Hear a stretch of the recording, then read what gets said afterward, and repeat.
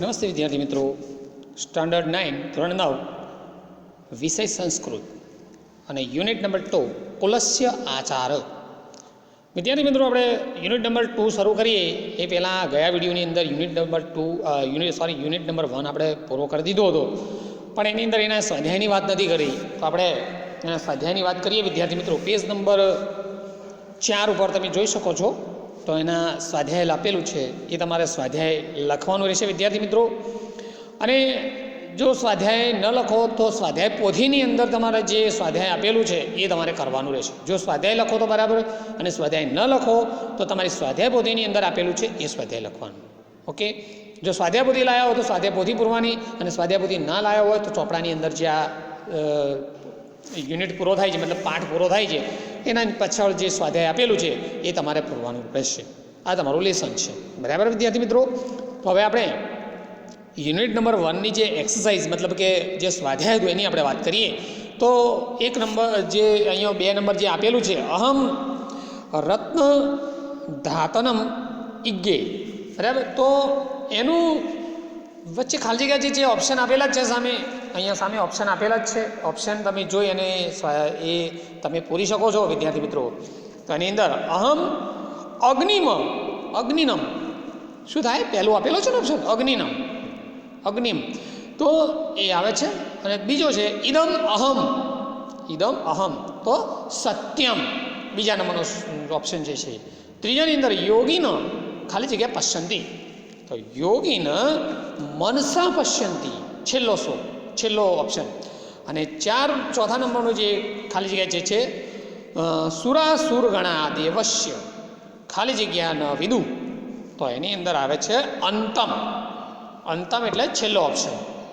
અને 5મા નંબરનું છે કે વયમ ત્વા જગત સાક્ષી રૂપમ, તો બીજો ઓપ્શન જે છે નમામ, એ આવે છે. તો એ રીતે તમે બાકીની એક્સરસાઇઝ પણ તમે કરી શકો છો, બરાબર. તો અહીંયા બાકીની જે ઓપ્શન જે છે દેવાય નમઃ, તો દેવાય નમઃ, તો સામે આપેલું કસ્મે, તો કસ્મેનો ઉપયોગ કરીને દેવાય નમઃનો ઉપયોગ કરવાનો છે. એનો પ્રશ્નાર્થ વાક્ય, તો એનો જવાબ થાય કસ્મે નમઃ, દેવાય ઉડી જાય, બરાબર.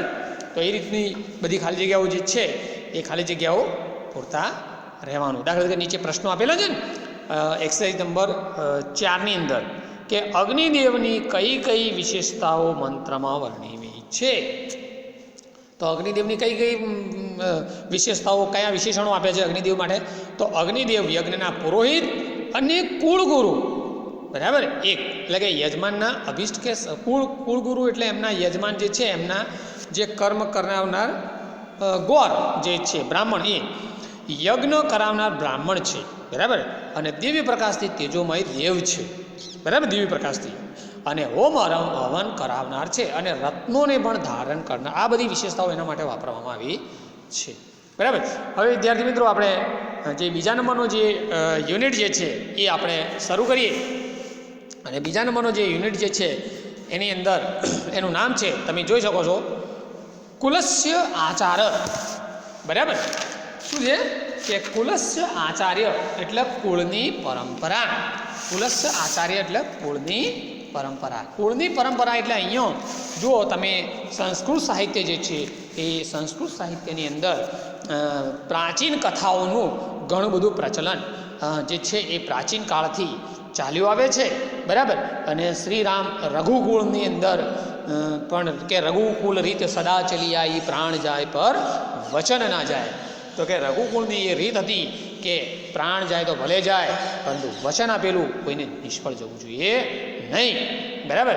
તો એ રીતે અહીંયા જાતકમાલા, પંચતંત્ર, હિતોપદેશ અને બીજા બધા પણ ઘણા ગ્રંથો, પંચતંત્રની અંદર પણ ઘણા, જે વિષ્ણુ શર્માએ લખેલા પંચતંત્રની અંદર પણ ઘણી બધી કથાઓ આપેલી છે. તો આ બધી હિતોપદેશ અને ગ્રંથની અંદર પ્રાણીઓને, જુદા જુદા પ્રાણીઓને પાત્ર બનાવી અને જાતની જુદી જુદી કથાઓ રજૂ કરવામાં આવી છે. અને એ કથાઓ દ્વારા આપણને ઘણો બધા બોધ મળે છે, બોધ કથાઓ કહી શકાય, બરાબર. આજે પણ અહીંયા જોવા જઈએ તો આપણે આવી પ્રાણી કથાઓનું સર્જન થયા કરે છે. અને આવી જ રીતે એક પ્રાણીની કથા, એક પ્રાણીની પ્રાણીની એટલે કે એ પક્ષી છે, અહીંયા ચાતક નામનું પક્ષી છે બરાબર, એની કથા અહીંયા રજૂ કરવામાં આવી છે. અને આ ચાતક પક્ષીને આપણે બધા જાણીએ છીએ કે ચાતક એક એવું પક્ષી જે છે કે હંમેશા એ વાદળનું પાણી પીવે છે, વરસાદનું જ પાણી પીવે છે, બાકી આખું વર્ષ એ પાણી પીતું નથી. કોઈ તળાવ, નદી, સમુદ્ર કે બીજા કોઈ અન્યનું પાણી પીતું નથી. એટલે હવે અહીંયા એક ચાતક નામનું પક્ષી જે છે હંમેશા વરસાદનું પાણી પીવે છે. અને એ ચાતક કુળની આ પરંપરા છે, એનો આચાર છે બરાબર. અને આ ચાતક પક્ષીનું એક નાનકડું બચ્ચું જે છે એ બચ્ચું ખૂબ જ તરસ્યું થયું છે. અને તરસ્યું થયા પછી એ કહે છે કે હું તળાવનું પાણી પીવા જાઉં. એની પોતાની માતાને કહે છે. ત્યારે માતા એને કહે છે કે ના બેટા, આપણા કુળની એ પરંપરા નથી કે આપણે કોઈ નદી તળાવનું પાણી પીએ. આપણે તો માત્ર ને માત્ર વરસાદનું જ પાણી પીએ છીએ, વાદળનું પાણી પીએ છીએ. ત્યારે આ બાળક હઠ કરે છે અને એ માનતું નથી અને પાછું એ વાદળનું આ નદીનું પાણી પીવા અથવા તળાવનું પાણી પીવા જાય છે. અને જતો એને રસ્તામાં એક પિતા અને પુત્ર બંને વાત કરતા મળે છે. ખૂબ જ વૃદ્ધ છે, એકદમ ગરીબ છે, છતાં પણ એ બંને વચ્ચેની વાત સાંભળી અને બાળકને થાય છે કે આ લોકો ગરીબ હોવા છતાં પણ કેટલી કુળની પરંપરા જાળવે છે. એને એ જે ચાતક પક્ષીનું બાળક જે છે, નાનકડું બચ્ચું, એ ત્યાંથી આ સાંભળી અને પાછું વળે છે અને પોતાની માતા પાસે આવે છે અને માતાને કહે છે કે મેં આજે આવું સાંભળ્યું છે. અને એ એમ કહે છે કે જો આ ગરીબ માણસ હોવા છતાં પણ પોતાના કુળની પરંપરા જો સાચવતો હોય તો હું કેમ ન સાચવું. અને પોતાની માતા જે છે આ સાંભળી અને ખૂબ ખુશ થાય છે. અને થોડીક જ વારમાં વાદળો આવી જાય છે અને વરસાદ વરસે છે. અને ફરીથી જે બચ્ચું જે છે તરસ્યું થયું છે એ વાદળનું પાણી પી અને શાંત થાય છે. તો આ કથા ઉપરથી આપણને એ બોધ મળે છે કે આપણે આપણા કુળની પરંપરા હંમેશા સાચવવી જોઈએ. ગમે તેવી પરિસ્થિતિ હોય પણ આપણી કુળની પરંપરાને સાચવવી જોઈએ. એટલા માટે તો હિતોપદેશની જે વાર્તાઓ જે છે એની અંદર પણ કહેવામાં આવ્યું છે કે રઘુકુલ રીત સદા ચલી આવી, પ્રાણ જાય પર વચન ના જાય. તો ભગવાન રામને વનમાં જવું પડ્યું 14 વર્ષના વનવાસની અંદર. કેમ? કારણ કે એમના પિતા જે દશરથ રાજા હતા એમણે એક વચન આપ્યું હતું અને પોતાના વચનની ખાતર ભગવાન શ્રી રામચંદ્રે 14 વર્ષ સુધી વનવાસ વેઠ્યો હતો. તો આ પણ એક કુળની એક પરંપરા છે કે પ્રાણ જાય તો ભલે જાય પણ આપણે આપણું વચન તોડવાનું નથી. તો વિદ્યાર્થી મિત્રો, આ કુલસ્ય આચાર્ય નામનો જે આ પાઠ જે છે એની સરસ મજાની વાર્તા જે મેં તમને કહી એ વાર્તાનો અહીંયા અનુવાદ આપણે જોઈ લઈએ. તો અહીંયા જોઈએ કે એક ચાતક શિશુ આસિત સ એકદા તૃષ્યા પીડિત. તો અહીંયા કહેવા માગે છે કે એકવાર એક ચાતકનું બચ્ચું, ચાતક એટલે ચાતક પક્ષીનું બચ્ચું હતું બરાબર, આસિત એટલે હતું. સ એકદા તૃષયા પીડિત એટલે એ એકવાર તરસથી પીડાયેલું હતું. અને પીડાયેલું જનન્ય સમીપ વ્રજતી વદતી ચ અંબો, અને એ પોતાની માતાની પાસે જઈ અને કહે છે, અંબો એટલે માં, તૃષામાં પીડયતી, મને તરસ લાગી છે, અહમ જલ પાતુમ ઈચ્છામી, મને પાણી પીવાની ઈચ્છા થઈ છે, મને તરસ લાગી છે અને હું પાણી પીવા ઈચ્છું છું, મને પાણી પીવાની ઈચ્છા થઈ છે. સંપ્રતિ મેઘ જલ ન મિલતી, હમણાં વાદળનું પાણી મળતું નથી. અતઃ તડાગ જલમેવ પાતુમ ઈચ્છામી, એટલે તળાવનું પાણી પીવા ઈચ્છું છું. તળાગ એટલે તળાવનું, ઈચ્છામી એટલે પીવા ઈચ્છું છું. જનની વદતી, માતા બોલે છે, પોતાની માતા બોલે છે, બાલ વયમ તું મેઘ જલમ એવ પીબામ, એટલે કે બેટા આપણે તો વાદળનું પાણી પીએ છીએ, તડાગ જલ ન પીવામ, એટલે કે તળાવનું પાણી પીતા નથી. કે બેટા આપણે તો મેઘ જલમ એટલે કે વાદળનું પાણી પીવીએ છીએ, તડાગ જલમ એટલે કે તળાવનું પાણી પીતા નથી. એશ અસ્માગમ કુલસ્ય આચાર્ય, અને આ આપણા કુળની પરંપરા છે, આ કુળનો આચાર છે, પરંપરા છે. અતત્વ તડાગ જલ પાતુમ ન શક્નોષી ઇતિ, એટલે તું તળાવનું પાણી પી શકે ન એમ. ઇતિ એટલે એમ કહે છે. કોણ? પેલા બાળકની માતા એમ કહે છે. ચાતક શિશુ કથયતી, ચાતકનું બચ્ચું કહે છે, અંબ એટલે કે માતા, મહતી મે તૃષા, મને બહુ તરસ લાગી છે. મહતી મેં તૃષા, મને બહુ તરસ લાગી. તૃષા એટલે તરસ લાગી છે. અધુના, અધુના એટલે અત્યારે. આકાશે મેઘાન ન પશ્યામી, મેઘાન એટલે વાદળ, પશ્યામી એટલે જોઈ શકાય છે, ન એટલે નથી. અત્યારે આકાશમાં કોઈ વાદળ દેખાતું નથી. વાદળ દેખાતું નથી એટલે વરસાદ નથી થવાનો, વરસાદ નથી થવાનો એટલે હું પાણી પી શકું જ નહીં.